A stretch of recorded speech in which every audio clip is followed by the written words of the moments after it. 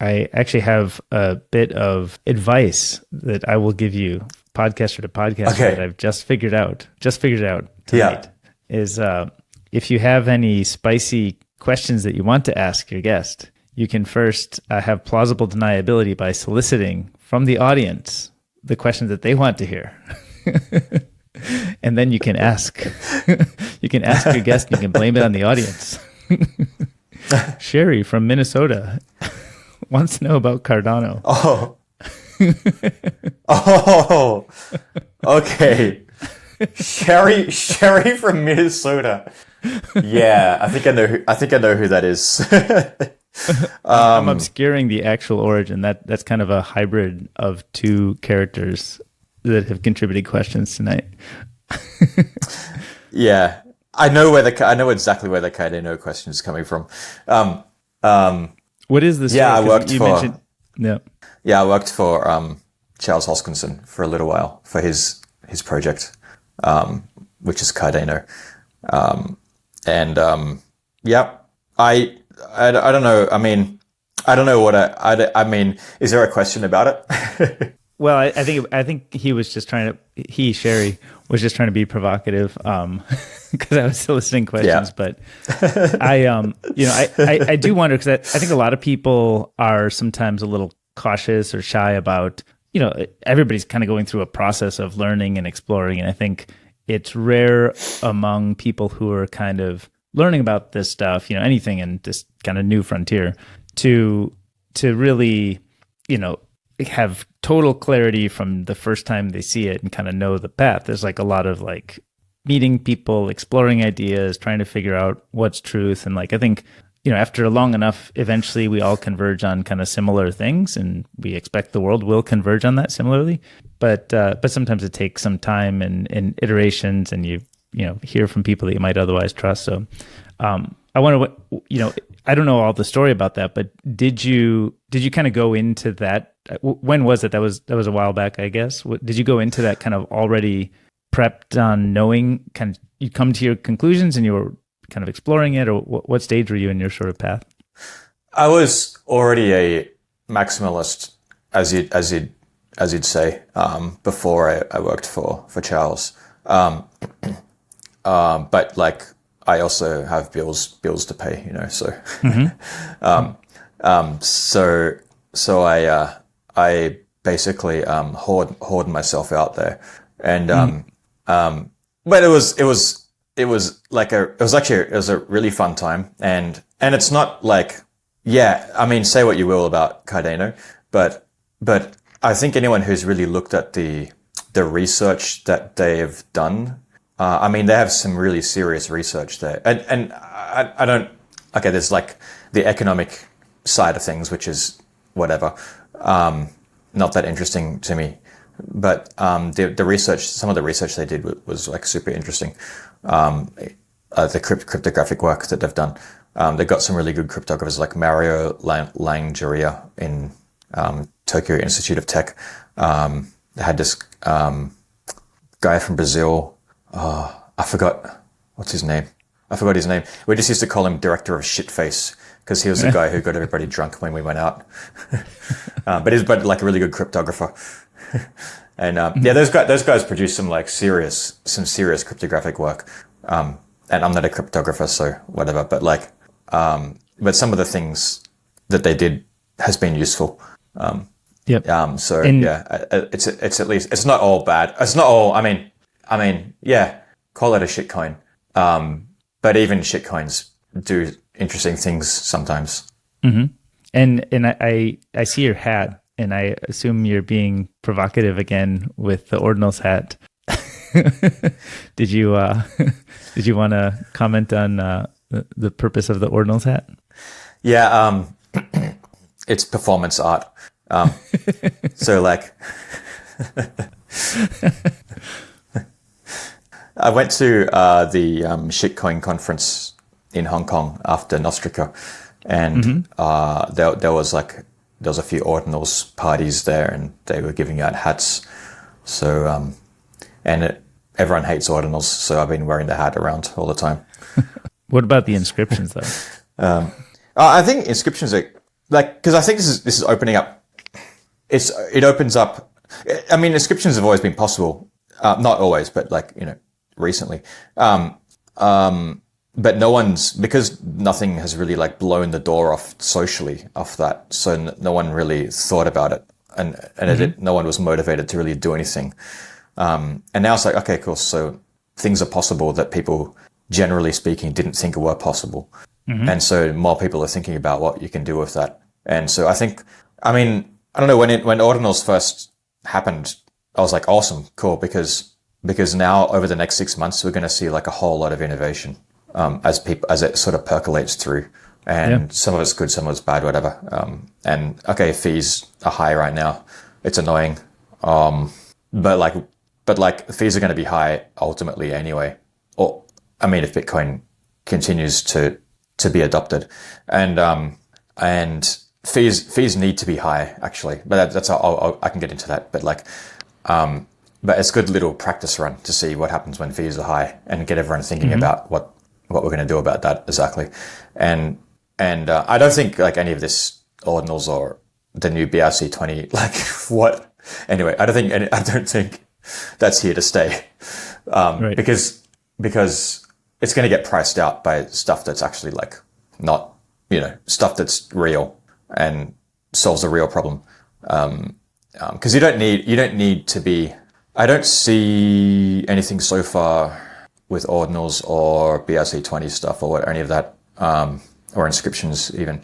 I don't see anything there that anyone's doing which really requires the degree of security that Bitcoin provides. I mean, the degree of resistance against the state, to let you do things that the state or the central banks don't want you to do. Because that's really what the value proposition of Bitcoin is. It lets you do things that nuclear powers don't want you to do, and they will do everything possible to stop you. But Bitcoin kind of lets you do it. So like pictures, like NFTs and stuff, like that's not, governments don't care about that.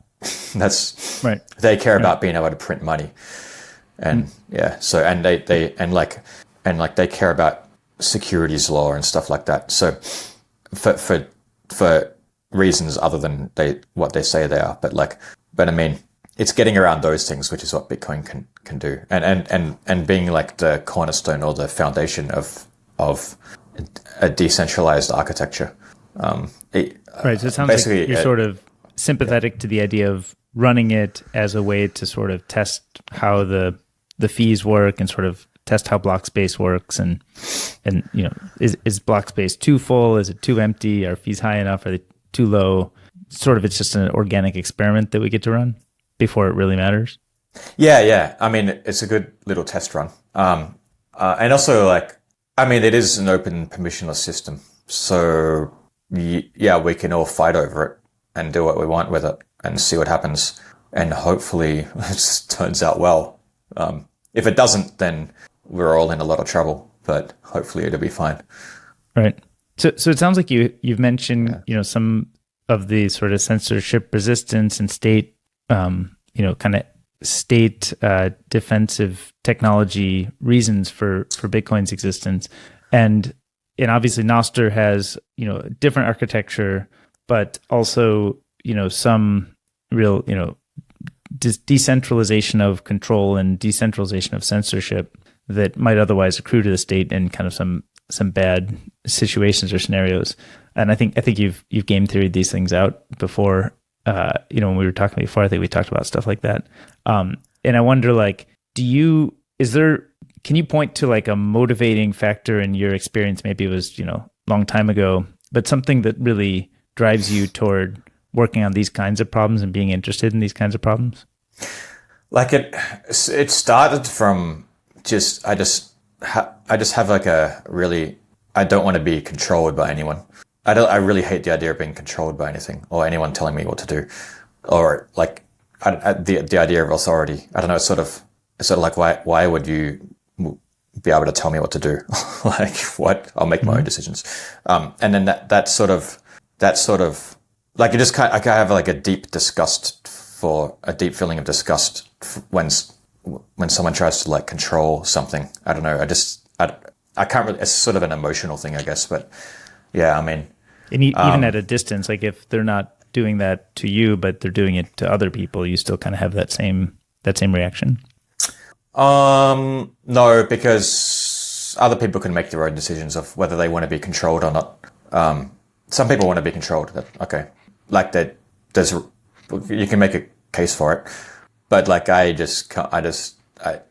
me, it's like it feels very kind of evil, or because it's always like it's like the control is always happening to benefit the person who's in control, and like usually that's the case, right? And like I don't know, I just like the whole corporate. I don't know. It's kind of like I don't know. There's some. I'm struggling to put it into words. It's more of an emotion. And is that something that came about? Have you always felt like this? Like you've always kind of had this perspective, or you sort of discovered it at a few key moments through some experiences you had? I think I've always had it. Like I don't remember a time when I didn't have it. Yeah. And you took a life path that, if I understand right, you weren't born where you are now, but you've sort of integrated into a new life or society. I don't want to share too much. I think some of it is public, or you've shared publicly. But what is there anything in that sort of points to some of your motivations or guiding light in how you like where you choose to spend your time? Yeah, I like to live in places where there's good infrastructure, and just pragmatic, right? So like good infrastructure, good access to stuff that I want. Like if I want a new computer or I need a new monitor or something, I want to be able to get that easily. I don't want to have to mess around, and I want to be able to get it cheaply. I like things to happen quickly. Like I want to be able to execute quickly on things. And so I like places that are fast moving. And also just because it's like I went to, whenever I go to, for example, New Zealand, or Australia, if I spend like an extended period of time there, like I can feel myself slowing down and kind of getting dumber because everything's slow. So I don't know, I like to live in somewhere where it's fast, or at least spend a lot of time somewhere where things move quickly, because it kind of gets you thinking quickly and gets you active and gets you doing things. But also, and also not like tyrannical places, of course. Like I need an open internet. So China is basically ruled out. I lived in China before, but the internet just annoyed me too much. Everything else is. Were you doing like amazing. VPNs and everything, and remote servers, and that proxying it? Yeah, but that stuff, like they're really, really good at. They're like really good at stopping stuff. So they do like they have like a machine learning algorithm that like every packet gets inspected and it gets run through like a machine learning algorithm to classify it, like a classification algorithm. It's like at the networking layer, like in the router or something. Yeah. And then if something doesn't fit an existing classification, it gets flagged, and then they look at it more closely and usually block it until they figure out what it is. Like they've got to be the most advanced in the world at doing this stuff. Like it's insane. So I'd say like that's their technology. I'm ranting, but their technology will be probably, that kind of technology is like the kind of tech that like the US and everyone will be buying off China to deal with their own internet problems. Anyway, does the features of Nostr, sort of the way that Nostr connects, people and information and content, is very, very different from the way kind of, the typical DNS and kind of front end, back end database architecture works. And I wonder, like, is the stuff that maybe China's doing at the packet layer pretty adaptable to kind of the techniques that Nostr uses, or would they have to just sort of like rebuild a lot of that, or other ways to get to the same stuff? They can turn Nostr off like very, very easily within China, no matter what you do with relays and stuff. But what I think the way that it'll play out though is that they won't want to do it. They won't want to turn it off because they won't want to. Yeah, because firstly, Nostr's going to be profitable. There's going to be businesses building up around it, and it's going to be part of the economy. So, and they don't want to slow that down. and and also it's fully transparent. So if you want privacy, if you want secret messages, if you want secret organizations, you're not going to use Nostr. There are much better ways to do it. But for open, and I don't think that's the point either. That's not what it's for. It's for an open permissionless system like Bitcoin. So so that lets the government see what people are thinking, which is the way that they use social media now. The way that China uses social media now, the way that the government uses it is, you say whatever you want. And then if you're a small time person, it doesn't matter. And then things sort of like percolate up, and then like issues percolate up. And then at some point they get big enough where the government will then, where the social media companies / government will put a pause on that discussion until they figure out what they're going to do about this problem. And then they announce what they're going to do about it, and then the discussion continues. Is this through a method of kind of like the same mechanics that we might be familiar with from Twitter? So things like a retweet or something, that's how it would bubble up into kind of the broader audiences? Same kind of concepts, yeah. There's some more sophisticated stuff, but yeah, it's basically the same thing. So it sounds like you're saying the state and the technology companies are more closely aligned, or kind of more the same entity usually. Is that the case? Not the same entity, but like every technology company in China has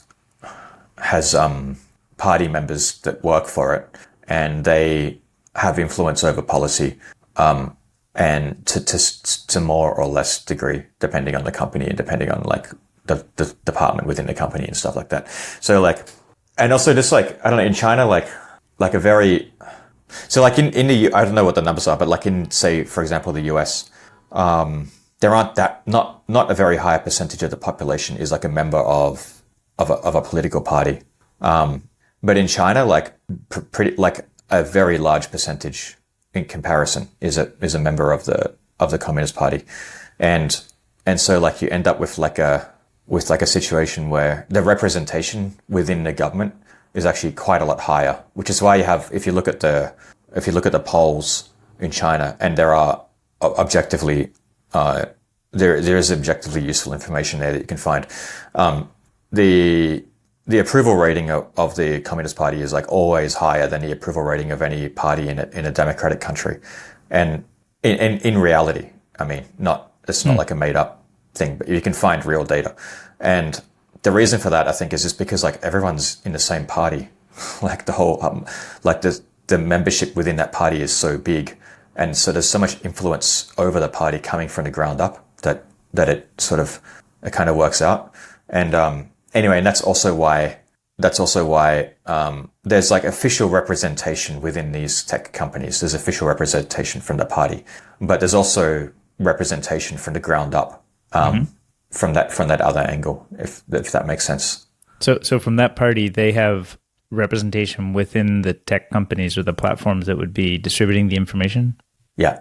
And so you mentioned that because on Nostr, there probably will be big businesses built, that there will be a lot more of a kind of a hands-off approach to letting these things grow and flourish.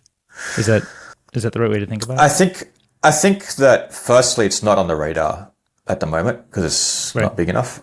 And when it does come onto the radar, it's coming on the radar under the scope of like Web3. From a government perspective, Nostr is kind of part of the Web3 thing. And so they see it more as an economic business thing rather than anything else. And so do the venture capitalists, and so do the builders for the most part, like in China. They're all coming from that perspective. And so they're looking at it like, we can build stuff, we can make money here with this.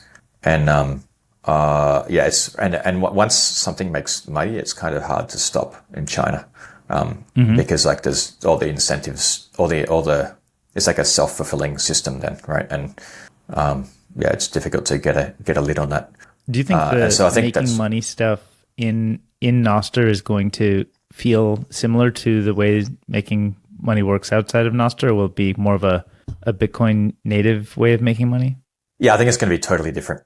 I mean, we're seeing things now. We're seeing like there's some projects that have got venture capital, and we'll see how that goes. But I don't think that's the right approach, and I think that's like an anti-pattern in terms of Nostr and Bitcoin, because it's sort of like adding friction, and then there's like the grants kind of thing, but that has its own problems, which are similar to the problems you have with bounties, where like it just becomes centrally planned to some degree at least. And then and I've been working on another way to do it, which you can see on Nostrocket. Right, that's but the like Nostrocket but like project, that's right? and that's a different mechanism, but I think there's going to be other ways too. Like I think people will figure out, like, because we're trying to push towards what the market is trying to push towards is like less friction and which means less central planning. Meaning at the government level is pushing towards No, I mean in businesses. Okay. Like the more centrally planned you are, the more you run into a problem with Armdale's law, which I think I probably mentioned it in the last when we were in Costa Rica.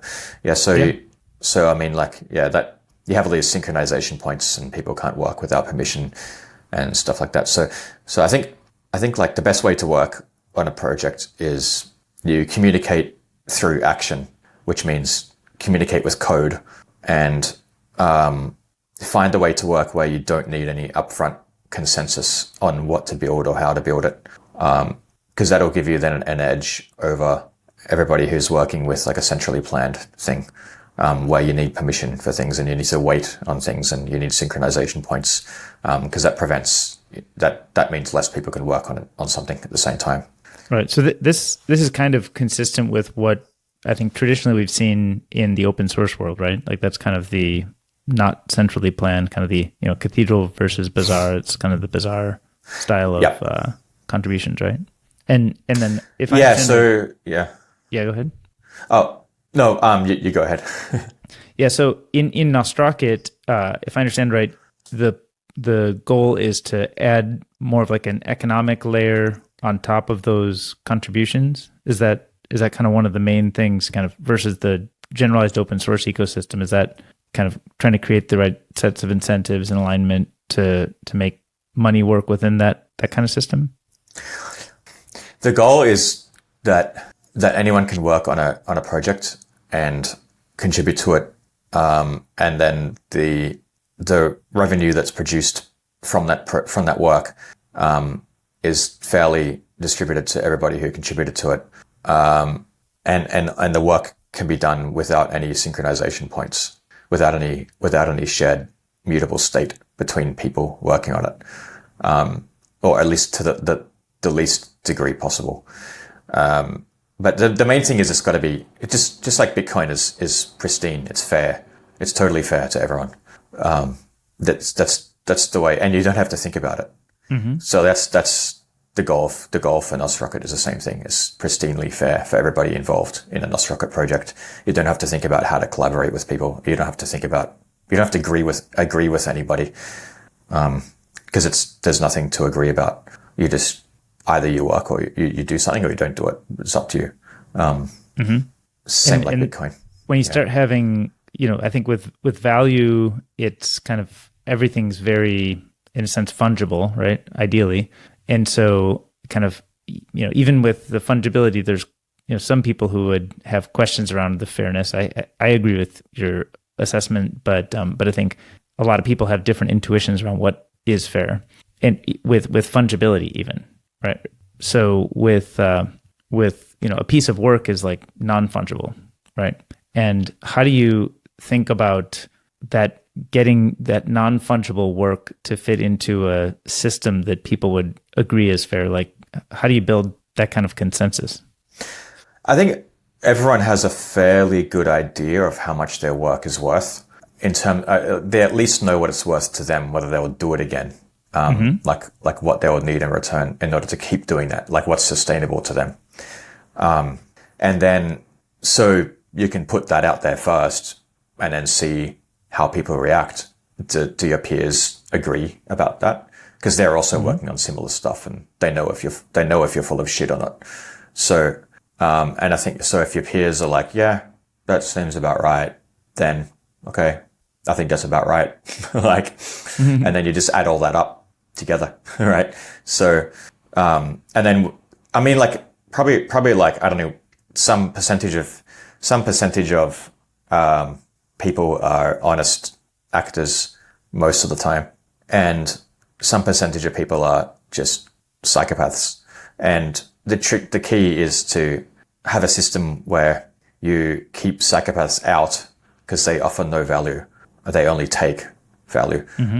So you keep them out. So cheaters, you keep the cheaters out so that everybody else can just get on with work without worrying about it, without needing to spend time thinking about how to protect themselves from the freeloaders. And because that's why like what's the point in working within traditional legacy civilization right now? What's the point in contributing to civilization right now? There's no point, because somebody else is in control. Not somebody else in control, but somebody else is like someone else is gatekeeping civilization. And so you're working towards their goals. If you if you contribute to civilization now, you're contributing to like the bankers, basically. So like, or whoever it happens to be, but like you're contributing to people who don't contribute, and to a larger and larger degree. And it's like, okay, well, and like I got, like, I don't know about everybody else, but like I got excluded from civilization that I helped build during COVID. I was told I'm not welcome anymore because I didn't want to get the mRNA vaccine. So I was like, okay, cool. Then I'm not contributing to it anymore. Why would I contribute to that? So now that the cards have been, everyone's put their cards on the table now. It's like, okay, cool, got it. I understand. Right. Well, I would just work on my own civilization, which is, I think, Bitcoin and Nostr. And then, but we're missing the economic component. But that's what I'm trying to do. But yeah, I mean, we all have to do our best, what we can do. So other people will have different approaches, and we'll see what works. So it seems like if you're thinking about these coordination systems for building a new, better civilization, we have, say, Bitcoin at the kind of money layer to try to prevent people from manipulating kind of the money system.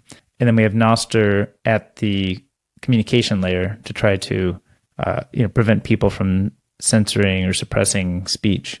And then is Nostrocket, does it have an equivalent? I mean, the best I could guess is it something of like a securities layer, like a new type of way of thinking about the securities system? Or is that kind of the right analogy, or is there something else, a different layer to sort of think about it?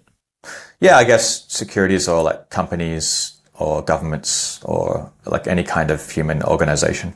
Yeah. Okay, so it kind of touches on, but I'd say broader than just kind of the company idea, but even just how would a new government work? That would be something that Nostrocket may be able to. Yeah, I mean, you wouldn't. Yeah, I think you wouldn't need. Sorry, I kept butting in. I mean, I don't see. I guess there are things that you kind of need governments for to some degree, but I think most of the things that governments currently do could be done by just the market. And so from that angle, this is an alternative to government. I don't know, we'll see how it plays out, but like, I don't know what things I know that there are things that it's not applicable to, and there are things where I'm not sure whether it's applicable to that or not. Like it's like whether it's applicable to like physical. I think when it comes to Nostrocket, I think the best thing to do is like not talk about it and just see what it can do, and when I actually like don't get too far whenever it is that you can use it. Right. Focus on some of this Yeah, right now. So yeah, do you yeah. have kind of I've, like almost a petri dish version of what a Nostrocket rocket may seek to accomplish, or how it might be defined or specified, so that maybe a few of us who are interested could gather around and try to contribute and participate in this way? that's what I'm working on right now. Like the first, and it's going to be like difficult and annoying to use and stuff, but I'm just trying to get like something that people can actually just use. And like, it's taking way longer than I thought it would because life keeps getting in the way. But yeah, I know I have tested. So Nostrocket is composed of numerous approaches to collaboration that I've tested in the real world at companies that I've worked for in the past. And like, I scaled a team from like 6 people to 150 people with no management overhead at all, using some of the concepts that are now in Nostrocket. And like, and I have like 200 pages of protocol, because I just collect, it's kind of like a process of collecting. You observe a problem and then you collect rules about behavior, such that the problem doesn't happen again. And then, so I've got like 200 pages of that, which will be in there. And you don't have to like understand all of it to use it. You just need to refer to it, kind of like the legal system. You just refer to things when there's a problem. But like, yeah. Have you seen anybody else who's, I guess, like maybe people who've written about or studied organizational design who have touched on any similar themes, that like the way, I mean, I don't know too much about the history of this. I think it may have a checkered history, but I've heard of this concept called holacracy. Have you heard of that before? Yeah. So there's a book called Reinventing Organizations by a guy called Frederick Laloux. And I read that like book like, I don't know, 10 years ago.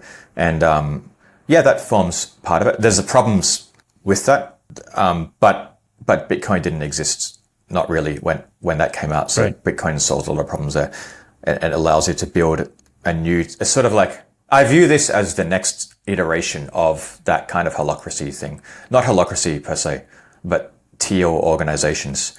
This is kind of like the next iteration of teal organizations in Frederick Laloux's book. Is teal? I'm not an expert at that category of organizational design theory. What is a teal organization? Yeah, teal and it's been a while since I read this. Teal. So holacracy is a teal organization, and so is like, it's a type of teal. It's in that sort of category, right? It's like the more centralized you are, there's like different like colors of organization, and like red is like the most centralized, I think. Like an army is kind of red, like a military, and then like you go like more and more decentralized, and teal is sort of like the most decentralized type of organization that we have at the moment. That's a theoretical construct, or there's kind of examples in practice where people have done this? There's examples in practice, yeah. There's a few examples in practice. So Frederick Laloux's work is just an articulation of reality of what he's observed, rather than anything theoretical. Yeah, he's just sort of observed, and he just noticed these companies like all working in sort of a similar way, or with similar, like they face problems and solve them in a similar way, and so he decided to document that. Yeah, it's worth reading that book. But yeah, like, I'm not, I think there's problems in the way there's problems in the way that teal, not problems exactly, but like you can do it better, like an order of magnitude better. And that's like, yeah. So that was one of the influences on Nostrocket for sure. Yeah. And it sounds like having the existence of Bitcoin now, we have sort of a common global internet money that may actually cure for some of the places where teal organizations may have fallen flat or not worked in the optimal way before? More importantly than that is, okay, so we need money. We need money that no one can fuck with, but we also, like, we need payments that no one can fuck with as well. But more importantly, we need a source of truth. We need an anchor, an anchor of truth, and we need also an anchor of time. And Bitcoin provides that. So it's like a market for, to me, Bitcoin is just a market for immutability. And it solves the double spending problem as well. But like, it's an immutability marketplace. And so like, you have this state of a system. If you can anchor that in Bitcoin somehow, then you get immutability and you like a permanent record. And you also get, something that no one can, well, I guess that's implicit in immutability, but no one can sort of turn it off. And you get the money. So to me, it's like really Bitcoin is the first time we've actually been able to, it provides a way to build things in a decentralized manner, like actually decentralized. So that's, yeah, like if we didn't have Bitcoin, then I don't think Nostr would really happen. And also what I'm working on wouldn't be possible at all. And so like, yeah, it definitely, yeah, Nostr and Bitcoin enables us to progress that teal organization concept to like another level, to an order of magnitude more efficient level. Yeah. Right. And but I don't think Nostr is a. Oh, go ahead. I don't think Nostr is. Yeah. I don't view Nostr as like as a censorship resistance thing or a way to transmit data in a censorship resistance way. I just view it as a censorship resistant social network rather than a censorship resistant data system.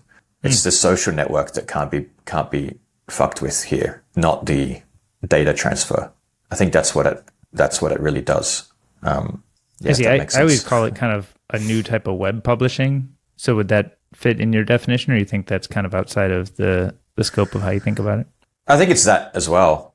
But I think like the core is really, it's the social, it's like really a social network. I mean, in the pure meaning of the term, like we're all just neurons in the same network. And this is a way where we can have that, the participants of the network decide what structure they want rather than somebody else deciding what structure we can have.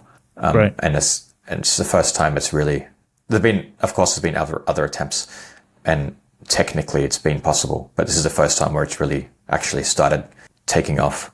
So. Right. Well, we've always proxied our kind of social networking through a domain or an app that ends up storing the data and, managing our identities for us, on our behalf. But on the internet, we've never had like a native layer of like, what does it mean to be G and what does it mean to be DK? Those things just don't exist as internet primitives, right? Well, and more importantly, I think not what it means to be G or not what it means to be DK, but more importantly is like, what does it mean? What is our connection and who else is part of that connection? That's the thing that I think Nostr really, like, that's where it really outperforms every other attempt. Yep. And I think I saw just about a week ago, you had posted that you were kind of on I think you were on your 1 year anniversary from your first discovery or participation in Nostr. And I think you were announcing that you're going all in now, which is an exciting kind of step. So I wonder kind of what that process of discovery felt like for you and what made you feel like now is the right time. Like you got that kind of conviction that now is the right time to go all in. I would have gone all in from the very beginning, but if I didn't need money, but the main difference now is like so when I first sort of got involved, it was so that the post you're referring to is like it was my first post on Nostr, and that was it took me like a month or two to actually make that post after I saw Nostr. I think that's kind of, back then anyway, that was kind of the normal time period that people took between seeing it and doing something with it. And and then I realized I woke up that morning and I was like, oh, it's actually, because I was like, it's May 4th, and like May 4th is always like, May the 4th be with you, right, kind of thing. And internet meme culture, yeah. Yeah. So I remembered that's how I was like, something happened last year, and because I was I just remembered like, yeah, something happened last year on May 4th. Like I remember I'd seen, because about a month before this, someone, I don't know, someone saw my first post on Nostr and was like posting about it or something. And it kind of reminded me like, oh yeah, it's coming up to in a month, it's going to be like my anniversary or Nostriversary. Right. Yeah, so, and then I just woke up that morning and I was like, oh, I should probably like write something because it's been a year. And I decided that I'm not going to waste time on other stuff. I'm just going to build things with Nostr now and work on Nostr stuff. Cause like, well, it seems to be, the problem right now is that Bitcoin isn't fixing the world fast enough. Like we're running into problems faster than we're fixing them. And in terms of like, cause the fix the money, fix the world thing. But like, yeah, it's not happening fast enough because the problems are approaching us more quickly than Bitcoin is fixing the world. So like, what I'm just worried about is that like we collapse into some kind of state where Bitcoin is no longer sufficient to fix the world. Because the social structure collapses first, in which case we're going back to like... before it can get escape velocity? Yeah, something like that, yeah. So I think we need to accelerate this, like by like at least an order of magnitude. And also the attacks against Bitcoin are going to start coming soon. I mean, you could argue that it's already started, but I don't think we've seen anything yet in terms of compared to what they could do. Right. I mean, like we're talking about. So yeah, given how passionate you are about this stuff, I wonder, like, have you been working professionally in kind of the Bitcoin sphere before, or was that kind of your professional stuff has always been separate from that? My professional stuff has always been separate from that because like people are starting to get paid now to work on Bitcoin, but like that wasn't the case before. It hasn't been the case, at least for me. And so like you always need to be working on, a fiat job at the same time. And you can only ever do Bitcoin in your spare time, which is fine. I think there's plenty of people, so it's fine for that to be the normal way that things are done. But I think it's more like Bitcoin itself can't, by its very nature, it can't adapt. It's a bedrock. It's a solid. It's gold. Like yeah, you can do other stuff with it, right? Like I just mentioned before. But what I mean is like you can't. It's a blunt instrument, not a sharp instrument. It can't feel around the edges and solve problems at the edges very, very efficiently. It's kind of slow to move by design, almost, right? Yeah, it needs to be. Yeah. It's designed to be. It's designed to be like. It's designed in such a way that to make it difficult to make changes without near unanimous agreement between everyone involved, without being like forced into it, without anyone. Which is kind of counterintuitive to how most technology works, right? Most technology, you're kind of like running forward fast, trying lots of things in different ways, and then Bitcoin is kind of this very counterintuitive, almost opposite in every way. It's slow, it doesn't change fast, you don't want to move it. But then I think Nostr maybe fits some of the more traditional expectations of, call it move fast and break things, call it, experimentation. You don't need consensus in the network. You don't need everybody on the same page. So it does seem like Nostr creates a lot more opportunity to experiment and try things. So is that kind of the same reason that you're sort of getting excited to go all in here? Where you've been passionate about Bitcoin, but haven't chosen to go all in there. It sounds like it's never kind of grabbed you in the same way that Nostr has grabbed you. And how are you thinking about, like, are you interested in building a business on Nostr, or do you think that focus on Nostrocket in particular, and maybe that becomes a big impactful open source project? Or how do you sort of think about how to have an impact in Nostr? I think firstly, what you say is correct. Nostr gives us a way to use Bitcoin in a way that solves problems at the edges, and it can move much faster now, and in the same permissionless sort of way. So to me, Nostr is just like an extension of Bitcoin, that conceptually, not I mean sort of socially and not technically, of course, but like kind of technically. But in some type of category, Nostr is an extension of Bitcoin, and so that's why. And I think the best way to work on Bitcoin right now is to just work on Nostr, unless something like serious happens with Bitcoin, but then like something wrong. Yeah, I mean, I've been all in on Bitcoin, but just not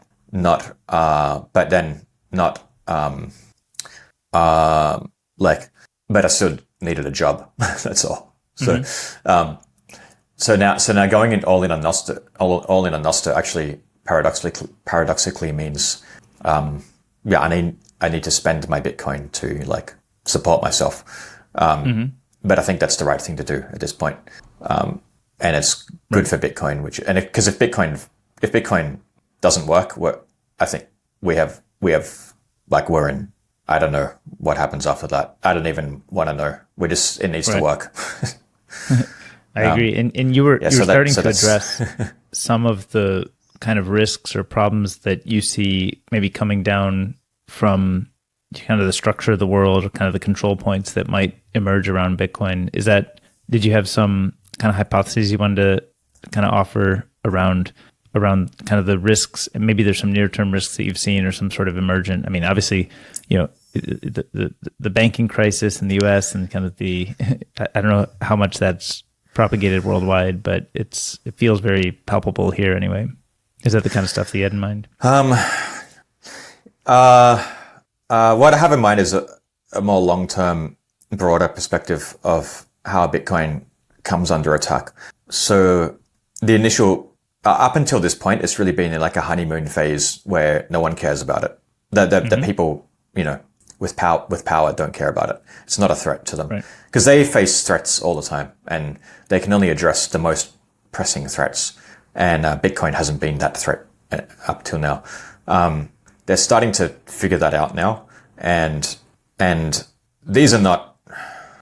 these people are psychopaths, but and they're not capable of thinking very far ahead, but they have they have nuclear weapons. They have like insane amounts of power, and like this is not and why we are threatening them with like a mortal threat, and so they're going to do everything they can to stop this. They just maybe don't know that yet, but they'll go all the way. And are there certain people who kind of have that type of power, but who are maybe aware? Because I think sometimes gaining a real awareness that this magic internet money is actually a threat to state power in the way that you're saying. I mean, of course, I agree with your assessment, but I also wonder, like, how much do you think that's well understood already, or that's just going to become more obvious to people over time? Or how do you think about the near-term understanding that people with kind of the nuclear weapons would have around the risk to their power that Bitcoin represents? I think their level of awareness that they have is going to increase exponentially, especially like every time, like in the next banking crisis that's coming like at us like a freight train, like what happens there? Because is everyone going to run to Bitcoin? Because if they do, that's going to, and it's highly likely that they will, it's going to, the price is going to go up a lot, which is going to be good for people who hold Bitcoin. But at the same time, like the people who print money for free, that entire structure, they're going to be like, oh, fuck. Like they're going to really they're going to feel it, and they're going to feel it in their bones. Like this is the end for us if we don't stop it. And I mean, I don't think there's really a limit to what they'll do. So, I mean, initially it'd be like criminalizing it maybe, right? But I don't think that's going to work for very long, because they criminalized cocaine and weed, and it didn't really help. Didn't really, do anything other than make the price go up. So when that fails, at some point they're going to figure out that the way, and I think it's fine to talk about this and spread this information because it probably benefits Bitcoin more than the information being out there probably benefits Bitcoin more than it benefits these guys. So they're going to figure out that the way to attack Bitcoin is to spin up enough hash power whereby they can just censor the network, to censor transactions. And originally I thought that they would just censor all transactions to make it useless, right? I mean, talk about high fees now, but imagine there is no fee you can pay to get a transaction into a block. What happens then? Right? So I originally thought that would be the way that they do it. But I'm thinking now that maybe they can mine for a profit still, getting the block reward and getting the fees of transactions that they want to go through, and only censor the transactions of people who don't comply with their system. But they need dominance. They need hash power superiority. Have you modeled out any of what the limitations would look like? I assume getting all the silicon and ASICs and stuff is not just a matter of money, but there's also some, manufacturing, shipping, management, installation, cost to that. Do you have any sense of what that would look like? Just given kind of some of today's stats. I haven't looked at the numbers, but I know people who work in some of the NIST and stuff like that in the US, and they produce ASICs. They make, if you ask them to make an ASIC, though, and ASIC is not just a Bitcoin thing. ASIC is application specific integrated circuit, right? So it can do anything, silicon fabrication, and they can build miners pretty quickly. They can spin that up pretty quickly, I'd say, and they have nuclear power plants, and they have a whole lot of nuclear infrastructure. I mean, the US military has nuclear reactors too, and they're part of the Cantillon Pyramid. They require free money. So they're all going to be on the same team trying to destroy Bitcoin, or to at least make it something that they control. And so that's why that space boy guy, James Lowry, that's why he's trying to manufacture consent for the US military to produce ASICs. So because they need them in order to control Bitcoin. So is this the Soft War author? Is that the one? Yeah. I don't know. I've seen a bunch of tweets with him doing his book tour, but I don't know much about it. What's he trying to do? Is manufacturing consent to? Oh, his argument seems to be, yeah. I mean, he doesn't say that that's what he's doing, of course. But that's, pragmatically speaking, that's what he's doing. He's saying that the US needs to build up hash power. The US government needs to build up hash power, or the US military needs to build up hash power. And a whole lot of Bitcoiners are in support of him. And it's all right, but they're going to use it against you, right? They're going to use it to censor transactions. So it kind of has an apparently pro Bitcoin stance, but you're saying he's probably taking this pro Bitcoin stance so that he can get marshal the resources of the government to be able to help the government control Bitcoin. I think that's way above his pay grade, and I don't know whether he's smart enough to know what he's doing or not. But I'm just saying that's either he's being dishonest and not. It's like that thing. It's is he dishonest or is he malevolent? Is he stupid or is he stupid or is he malevolent? I don't know, but I'm just saying in reality that's what he is doing, his actions. So why he's doing it, I don't know. Right. And how does the, I think you sit at this position where you have a lot of exposure to the West and a lot of exposure to the East. And I wonder, you're sort of talking a bit about how, the US might look to, I guess, gain a bunch of hash power. But my understanding is that China had a lot of hash power domestically and then kind of kicked it out. And I think you had told me before when we were hanging out that was intentional to help the success of Bitcoin because China wanted Bitcoin to be more successful? Maybe is that the right characterization, or maybe I got it wrong? There's multiple reasons why they did that. I think that they are planning on using Bitcoin for foreign trade in place of the US dollar. And so they want Bitcoin to work. It's not ready for them yet, but they want it to work. And like, they understand that in order for it to work, you can't have hash power being centralized, or at least that's bad optically. Although I could get into the reasons why that's not the case, but like, okay. So it ended the China, because there was a lot of China FUD around that time. Oh, China's controlling Bitcoin. Okay, well, that ended as soon as they did that. But I think the main reason why they did that was because electricity in China is subsidized. So the miners were using like subsidized electricity, which the populace has to pay for one way or another.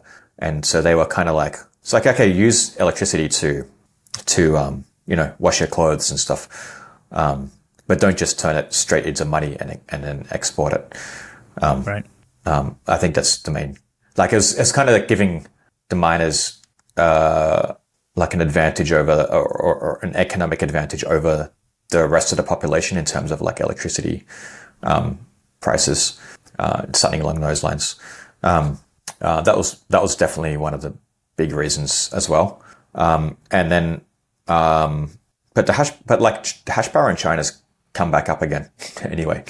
So I think the other way, and one other way to look at it is that, by kicking out the miners and then letting them come back in under more of a government control, now the government has more control over that hash power in China than they did before. So now they kind of kicked out the private corporations like the Bitmains of the world, and now they just do it as government controlled entities. Yeah, or at least more controlled by the government anyway. More transparent and controlled by the government. So yeah, I wouldn't be surprised if the hash power that's currently in China is like paying their taxes in Bitcoin to the government. Yeah.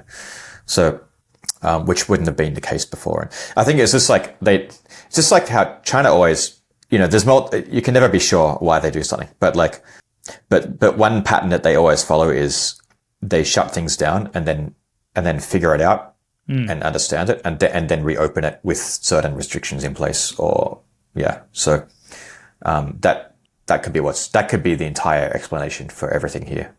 Without any other reasons that would already explain it. But then we have the electricity situation and also the China FUD situation as well. Yeah. Right. So it sounds like all of the Bitcoin stuff is on the nation state radar, but obviously the Nostr stuff is probably way too small for anybody to notice, and kind of maybe you were saying gets lumped in with Web3. So it has like maybe a lot of air cover for just being yet another one of those things that so far doesn't seem to have much utility. And also, yeah, and also Nostr can easily be shut down by anyone who controls the IP, the TCP/IP layer anyway. So they don't have anything, like China doesn't have anything to worry about with Nostr. There is nothing there that threatens the government.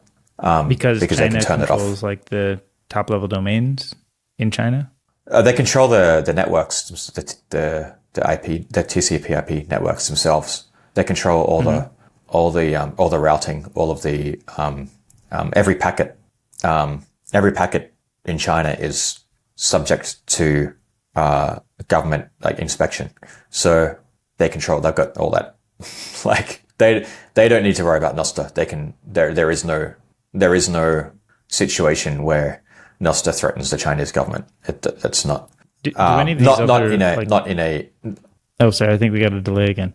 I was wondering, do any of these other, kind of satellite internet provider technologies, things like Starlink, or maybe there's others, are those something that seem to be part of the discussion around how the future of Chinese internet might work, or is that it's all still kind of too small and experimental or prototype? I'm not up to date on that. aspect at all. Because Yeah. it seems like there's a lot of competition, a lot of discussion around sort of the ability of Starlink to deliver internet basically anywhere in the world. And I think it's probably not super well deployed and scalable yet, but I think it's a goal of the project to be able to do that. And if that is the case, you could imagine that, it would be good for Nostr to be able to route through that type of mechanism. I mean, there might be other censorship points in the infrastructure there, but at least it's not kind of part of the existing infrastructure of, maybe the firewall and the deep packet inspection and whatever kind of techniques are being used, existing. I don't know. I think like in the final analysis, China could totally open up their internet, like right now, and it wouldn't really make any difference to anything other than it'd make it like more comfortable to live in China for people who want people like me. But politically speaking, it's not going to make any difference because like everyone, like Chinese are actually like pretty happy, like generally speaking. They're not going to overthrow the government. Just like no one wants to do that. I mean, yeah, you have 1.4 billion people. There's going to be some percentage that wants to do that. But like generally speaking, no one wants to do that. And so like and also like people can see like look at the US now, like they're talking about banning TikTok. So like it's kind of like they just kind of like justified everything the Chinese government has been doing for the last 20 years by blocking everything, right? They're like, oh wait, we need to block things. It's like, yeah, cool. Yeah, we figured this out 20 years ago when you guys tried to do the same thing to us with Facebook and Twitter, right? Right. So like, so like, and you guys said we're bad for doing it. Okay, cool. Yeah, got it. But like, and I think Chinese see that, and it's just like, okay, like whatever. Like you guys aren't really any better than us. And so you could have an open internet in China, and like the problem that you would have is not an anti-government problem. It'd be a social problem, just like you have in like the US, where you've got like half the country fighting the other half. Like that's actually the risk of an open internet in China. That's the real risk, and I think that's actually what the Chinese government is most worried about, more than anything else, because that's not good for anyone. And just every time factions and duality of parties and stuff. Yeah. Like they're yeah. I mean, anytime something goes wrong in China, it's like 100 million dead minimum. So like they don't want that any more than anybody else does. Right. Yeah. Like yeah, basically. So maybe not 100 million. Like the Taiping Rebellion was 80 million, I think, but that was when the population was like 400 million. So nowadays it'd be quite a lot more. So I mean, like the biggest threat I think that the Chinese government sees with open internet is really just social instability, more so than any kind of challenge to their power.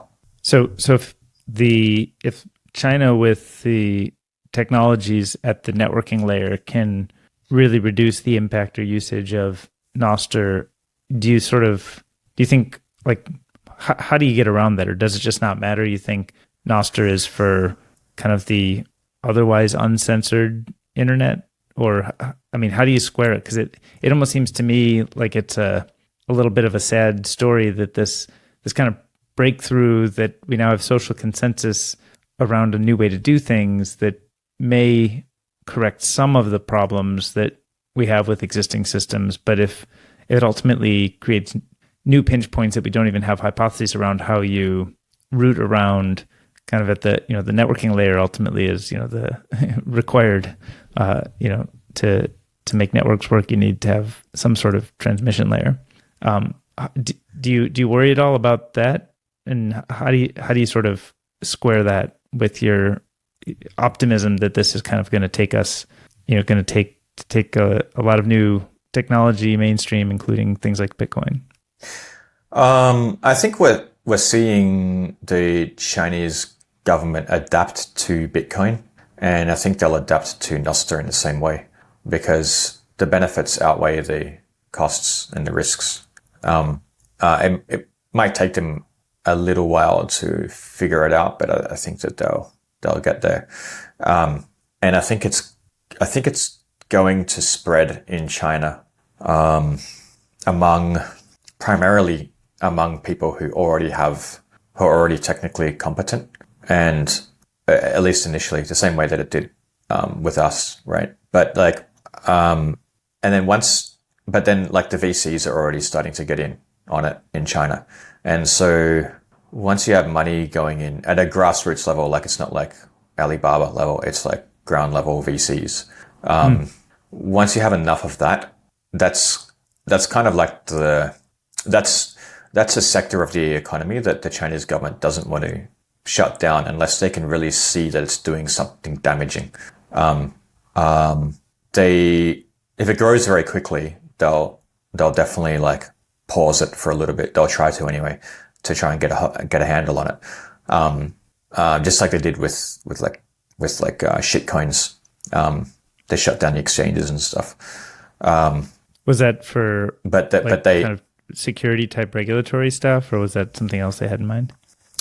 That's because like if you really fuck up in China, the government kind of needs to, if a large number of people really fuck up, the government needs to kind of bail them out. That's kind of how it works in China. So they didn't want that to happen. That's why they shut down the shitcoin trading.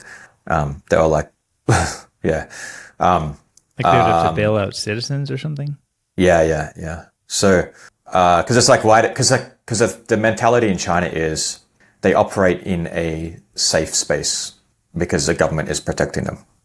So they can't fuck up too badly. Like they're always going to get fed. They're always going to get housed. They're always going to, if you really fuck up, the government will do something. At least if you're a lone one person, okay, whatever, that's no. But if you're talking about like an industry, if an entire industry fucks up, the government's going to do something. It's just like kind of like the bailouts in the US, right? Banker bailouts, except that they do it for like normal people. They always do it for like if that's why they have like I think I don't know too much about the stock markets and stuff, but I think they have like circuit breakers on the stock market and stuff like in China that are like different to the way that the US does it because of that situation where like the government is going to have to step in and like make people whole again if a whole sector fucks up. And like, yeah, so that's why they didn't want people like gambling on shitcoins. And they also understood, I think, that if people who really understand Bitcoin, they didn't use those exchanges to begin with. So it doesn't affect them. Meaning so they still get vibrant peer-to-peer kind of economy there. Like yes, but more so like there's just ways to do it. I mean, people who understand Bitcoin find a way to get Bitcoin, to convert their economic output into Bitcoin.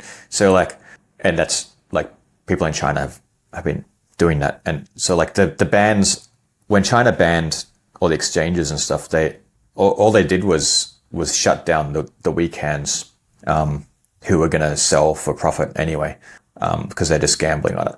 So I think that they understood that. I think that was part of their rationale in doing that. So they haven't stopped Bitcoiners from buying Bitcoin because they, and that, yeah, like, so, I mean, yeah, they're still accumulating. I forgot I don't know what we're talking about just now. We were kind of talking about, we're talking about kind of how, you've got like the Nostr stuff could be shut down in China, could be allowed to go free. And I think you were saying that kind of what happened with VCs getting involved in exchanges and kind of the Web3 crypto kind of train pulled people along, and sort of this government kind of bailout thing helped people.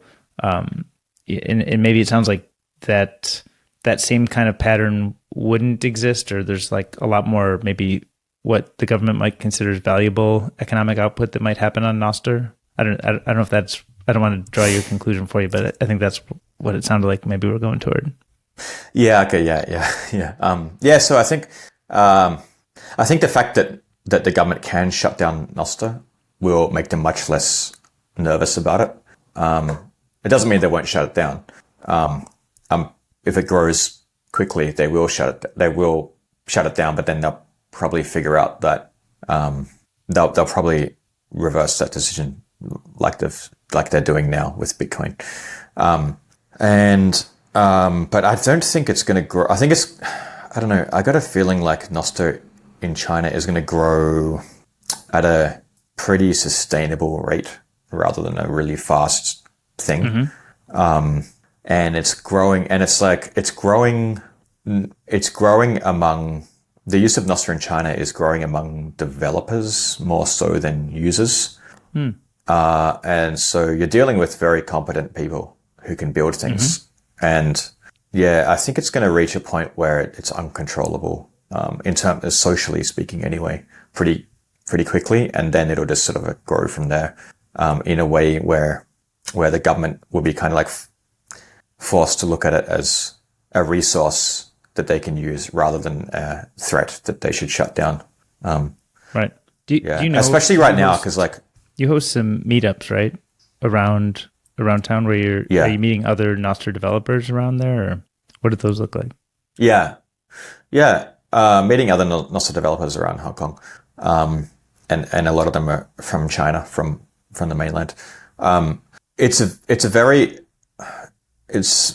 very pragmatic approach that they generally take of in the general Nostr community now, it's like the developers are more like having fun, right?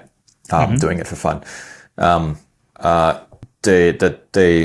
The Chinese developers who I see building things on Nostr are more like it's fun, but the reason to do it is because this opportunity hasn't been around for them before. It's a super app that they can build on without permission. They're very familiar with the concept of the super app, but the centralized ones, and they can see the patterns of sort of the analogies here, but a more open one. Yeah. And so they can see that there's potential here to make money from it as well, to be self-sufficient by building things on Nostr. And so that's always factoring in at the same time. Whereas I think, wondered that how much people. Yeah, go ahead. Yeah, whereas I think like to date, in sort of like on Nostr in general to date, it hasn't been. I haven't really run into people who are thinking about profit or making money off Nostr. It's more like just doing it for fun. I mean, like there was no, like a year ago, there was definitely no potential, right? It was just that it was really cool and the community is cool and like, yeah, but, and now we're starting to see it a little bit, right? But it's like, but China seems to have just discovered it this year. And so they're entering it at the phase where this can make money. This is a viable platform to do business on, if you build the right thing. Do you think most people are convinced that there are businesses to be built, or are people still kind of just, hacking around, experimenting, having fun? Or do you think people are kind of really looking for businesses to be built here? They're looking for businesses to be built. And they're looking for funding and stuff like it. It's a much more, I'm speaking about China specifically. It's a much more like Silicon Valley startup approach, in China, towards Nostr than it is, than like what we're used to in Nostr. And do you think there's like advice you would give them about how to approach it that might be different than what like the sort of hypergrowth startup model that's familiar in kind of Silicon Valley or maybe the mainland China, ecosystem, probably has a bunch of, kind of playbooks that have been developed over the years, but it doesn't feel like any of that stuff really applies in the way people are building on Nostr today. And I wonder, like, do you have any advice for people who want to build commercially, but, sort of how to approach it in a way that, they won't sort of be rejected from the main places they should be trying to connect? I think that the only way to learn these things is by doing it and fucking up a little bit. And if you'd learn it, and like firstly, I don't want to influence them because like I want them to do their own way and see what happens. But like, because they may find like a totally different way of doing things. And but more importantly, like what's the point of giving someone advice? Because most people don't listen. So like they've got to try it. They've got to try it themselves and then see why. And yeah, like I don't know. Like you can give. I sometimes give people advice for some things, but then like I don't know. I could be wrong anyway, so I don't really want to.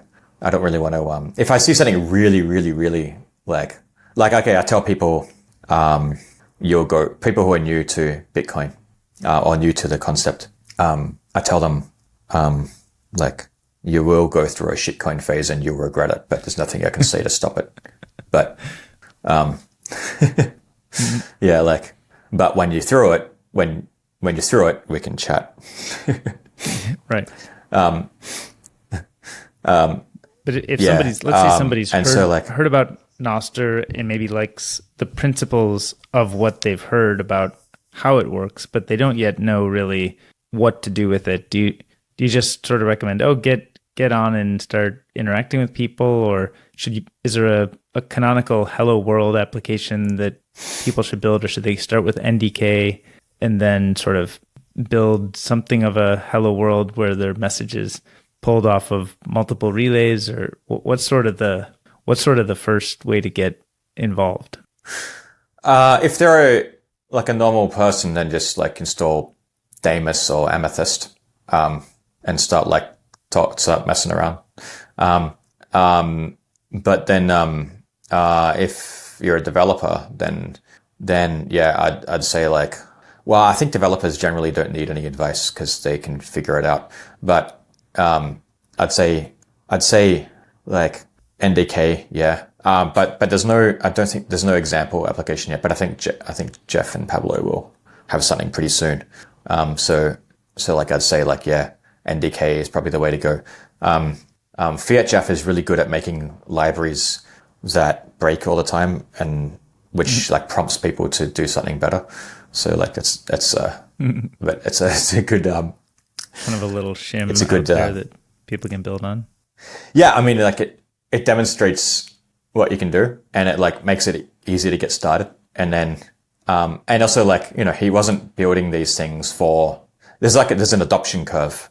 The first, I don't know, like when I first started playing with Nostr, like there were no libraries, and there was a vanilla JavaScript example of how to connect to a relay using WebSockets, like just using the normal WebSocket API exposed in the browser. And so like that was I guess the one end of the or towards one end of the adoption curve. And then now we have like libraries that are awesome. We have NDK, and even FiatJeff stuff like isn't too bad. So like I love FiatJeff. It's really fun to tease FiatJeff.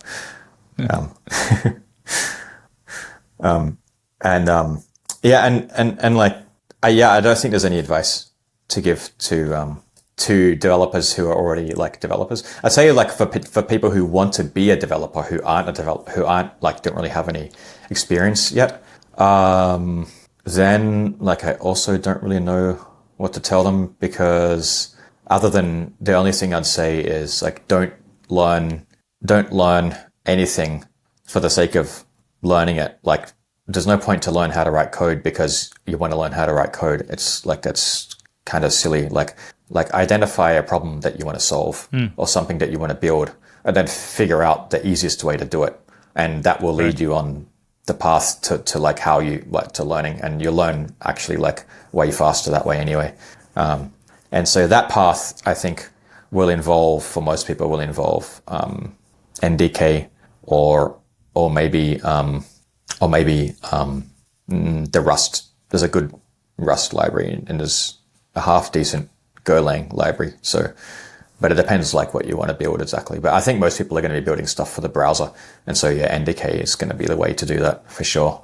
Right. See, you do have some good advice for people here.